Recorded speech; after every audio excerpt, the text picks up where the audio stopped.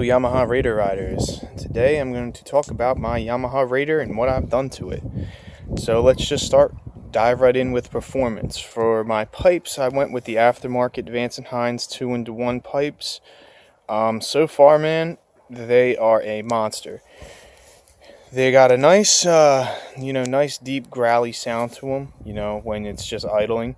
As compared to the stock pipes. The stock pipes really sound like a very intense weed whacker, whereas this sounds like a monster. And when you really gas it up, it's loud. I don't care if you're one of those guys who's like, oh, nothing sounds like a Harley, or nothing's loud, take the baffles out, blah, blah, blah. If you need something louder than these pipes, you need to get your ears checked. Or you just have a fetish for it or something. Hey, but there's nothing wrong with that. So anyways, moving on, we have the Patrick Big A Racing kits installed underneath the seat.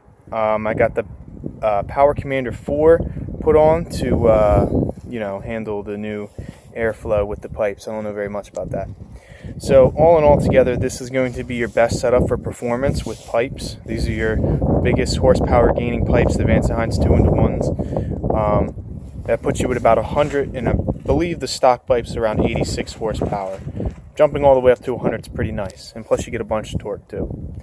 So moving on from performance, everything else that I've done is just for looks and pleasure.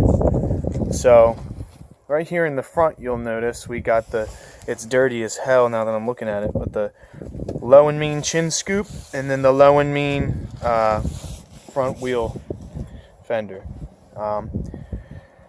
That's all that I've done as new parts getting painted on. I found out very quickly how expensive it is to get parts painted and put on, so I am done. I wanted to turn it into a bagger, but I'm good. I'd rather just maybe down the line end up getting a performance bagger off the bat that's already all checked out and custom out instead of me doing it all. So I found online a gentleman named Custom Tailor 33. So shout out to that guy, Custom Tailor 33. Go and Google his name. He makes these really cool reflective tape that goes all around your wheel. He sells them preset to your wheel size. So if you like this, they come in all colors. I picked red, obviously. You can pick them in any colors like white, blue, yellow. It's pretty neat. You mostly see them on sport bikes, and I just wanted to touch the bike up and make it a little bit more noticeable. My rim actually came with a, right where the tape is at, a red thin pinstripe line. I like the way it looked, but I just wanted to gloss it up a little bit.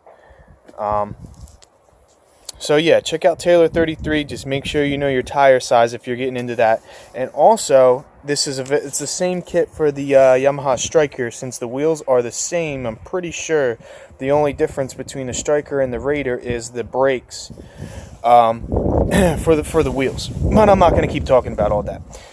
He has a little kit that sits on these flat portions right here on your rim. You kind of can't tell, but right here there's a little flat part. And yeah, so he has pictures of it. Go check him out. Custom Tailor 33. Great dude. He shipped it out to me right away, and it was really inexpensive. Okay, so about the Yamaha Raider, this spike thing on the side. They come in all colors. They come in like, chrome. They come with like a black air kit on the inside, and that's what this is. This is actually an air intake for the Yamaha V-Star 1100 or 1300, and I needed to have a custom bracket made. This thing right here, they just, I guess, grabbed a piece of spare metal and drilled some holes in it just so it would mount on and it was safe. So fair warning, guys, when you buy one of these, the screws that come with it suck ass, man. They don't hold on for shit. I was going 45 miles an hour and it fell off, and I caught it with my foot, thank God. And I just ended up gluing it back on, and I haven't had a problem since. I wish I did a little bit neater of a job gluing, though, because I can see it, and it bugs me whenever I do anything wrong. Alright, moving on. We got a guy in the forums named Wilmer Lowen, something. And he makes these custom footboards, man. And I gotta say, these things are awesome. compared to the foot pegs that it first came with, it took me a second to get used to it. In fact, I was actually riding and still keeping my foot kind of pivoted on the very edge of it because it took me a second to get used to. But man, it's a lot more comfortable. And it's not too tight on the other side if you're worried about hitting the, so you can shift up and down. You got plenty of space for your foot. Let me get my foot up in there. See, plenty of space for your foot to move. So yeah, moving on.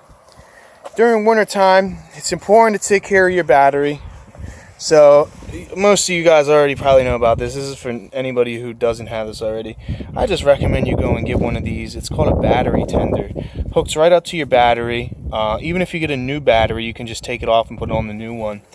And well, it just plugs right into the wall during wintertime or a long time when you're not riding it. It'll help reserve your battery so your battery doesn't die.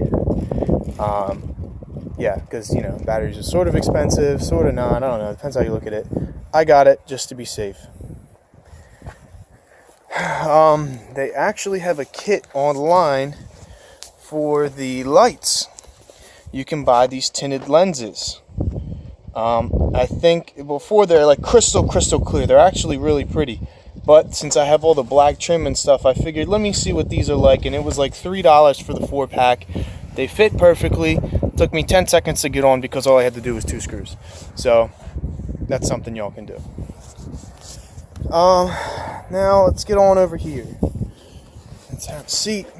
We got some speakers, some Bluetooth speakers. I'm gonna have to double check what the exact brand and name is. I'll leave all the information below, or I'll just put a picture of the box at the very end of the video. I forget the name of them. They work pretty good. They're not really super duper loud. With the pipes that I got,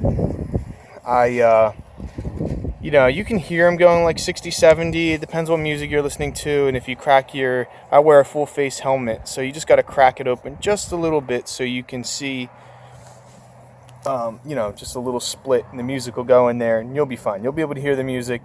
But if you're hauling ass, you won't be able to hear them with these pipes really. Stock pipes, in my opinion, coming from a bike with stock pipes that had speakers on it, your best bet is, if you like music, leave the stock pipes because they're not that loud. Even when you're hauling ass, they're not that loud. You'll be able to hear your music a lot better. But once you get stock pipes, you're kind of making that sacrifice of being able to hear anything. So they fit good in between. They fit decently in between. I think the sound quality that I'm searching for is really not going to be obtainable unless I get the whole fairing and get like the 2 car door speakers and tweeters and the windshield to deflect some wind and stuff like that. That's just not me. I'm not really trying to put a fairing on my bike. I just don't really like the way it looks. But if I could get that sound system without the fairing, I totally would. I'm trying to figure out if there's a way that I can put more speakers on here in combination with these 2. That would be fantastic. So your Ankron, phone holding system, there's tons of those online. Don't even need to talk about that. Get your little 12-volt charger, your USB port, so you can charge your phone while you're riding if you have that. And I think that is gonna be it. It's getting a little windy out. Probably can't hear me. But this, guys, is my 2014 Yamaha Raider. Definitely recommend it. Check it out. Thanks for watching. Subscribe to my channel.